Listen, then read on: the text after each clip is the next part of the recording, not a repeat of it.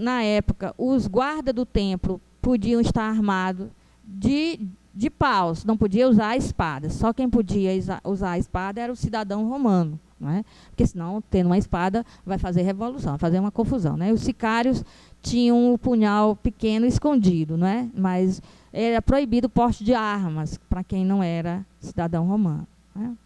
Então, se tinha, era escondido. Se tinha uma espada debaixo da roupa, estava bem escondida, né? Porque não podia possuir espada. Mas os guardas do templo poderiam estar armados com cacetete, seria, né? Mas dizem, não sei, né? Que eram varapaus com pontas, né? Pontiagudos, que poderia matar se fosse o caso, né? Não sei, não encontrei essa distinção, por isso eu não posso dizer para você. Então, essa inscrição foi colocada da seguinte forma: o gentio não é para passar do átrio do gentio. Gentio não entra no templo. Gentio fica no átrio dos gentios, né? Então, esse texto ele é aludido pelo historiador Flávio Joséfo na obra Antiguidades Judaicas, que está aí simbolizado por Antiguidade Judaica, e Guerras Judaicas, né? Então, é mencionado por ele nessas passagens aí, são 3 passagens de Flávio Joséfo. Na Mishnah, que é o comentário normativo da Torá, feita pelos judeus, também é mencionado no Tratado Kelim, e é mencionado em Efésios, né, 2,14, possivelmente quando Paulo diz que Cristo derrubou o muro de separação.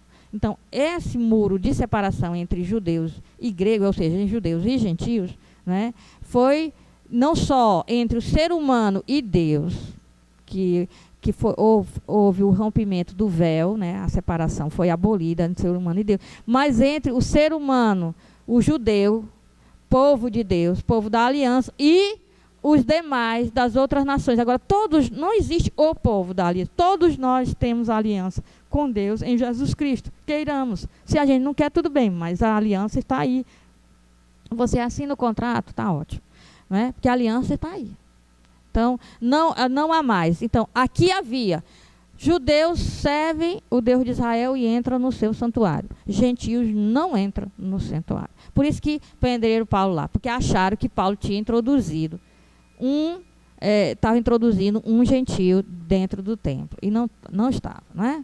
Então, a placa estava escrita ali mas aqui eu acho que a minha tradução está melhor. A tradução que eu coloquei na minha tese foi essa: nenhum estrangeiro entrará no pátio guardado do santuário. Quer dizer, aqueles guardas do templo estão lá. A partir dos guardas, estrangeiro nenhum pode passar, né? Aquele, porém, que for aí encontrado, se alguém ultrapassar, né, a parte que os guardas estão, será responsável por ter provocado a sua própria morte, porque aí os guardas matavam.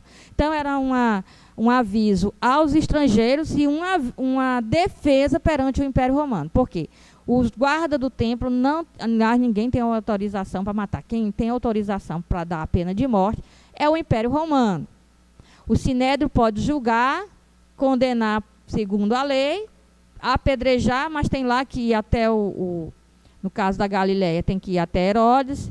No caso da Judéia, tem que ir até Pôncio Pilatos e dizer assim: esse cara bem aqui, né, ele está fazendo isso e isso contra a lei, foi julgado culpado, queremos que o senhor aprove a penalidade proposta por blasfêmia, que é o apedrejamento. Aí apedrejar, a não ser que fizesse um apedrejamento assim, igual um linchamento, ninguém viu, ninguém sabe, né? E aí, mas ali era uma justificativa perante o Império Romano, esse aviso nós só matamos esse cara que é estrangeiro, podia ter até um cidadão romano, porque ele viu o aviso e ultrapassou aquilo que o aviso. Diga. No caso, o gentio que quisesse se tornar adorador do Deus de Israel, até o processo de conversão dele ele participar da religião, ele ficaria nesse espaço dos gentios ou com o tempo em que ele também ou não? Quando ele se torna prosélito,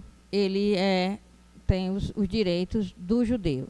Então, ele é prosélito, quer dizer, ele saiu do ambiente politeísta e passou para o ambiente de adoração ao Deus de Israel. Então, os fariseus, que eram os que aceitavam o prosélito, aceitavam a conversão do gentio, era o grupo dos fariseus, eles apresentavam essa pessoa para a comunidade, entendeu? Então, ele era introduzido no templo porque ele tinha que ser circuncidado. E ele era circuncidado no templo. Então, após cumprir todo esse rito, ele tinha o direito que um judeu ele entrava até o pátio dos judeus. Mas aí ele já não era um gentio. Ele não era chamado de judeu porque ele não era de nascimento. Ele era chamado de prosélito. Ou melhor, essa é uma palavra grega, ele é chamado de ger, aquele que está do lado de cá da nossa porta. Então, lá no Antigo Testamento diz assim, olha, ame o ger, aquele que está do lado de dentro do portão da cidade. Quer dizer, ele não é dos nossos, não nasceu conosco, mas se ele está do lado de dentro da nossa casa, se ele entrou aqui, ele é parte da família. E se faz qualquer coisa para salvar a vida dele, inclusive pode ceder alguns membros da casa para morrer no lugar dele. Né? Mas aí ele já não é simplesmente o gentio. Esse aviso é para os gentios, né? Quer dizer, para aquele que não pertence à religião de Israel.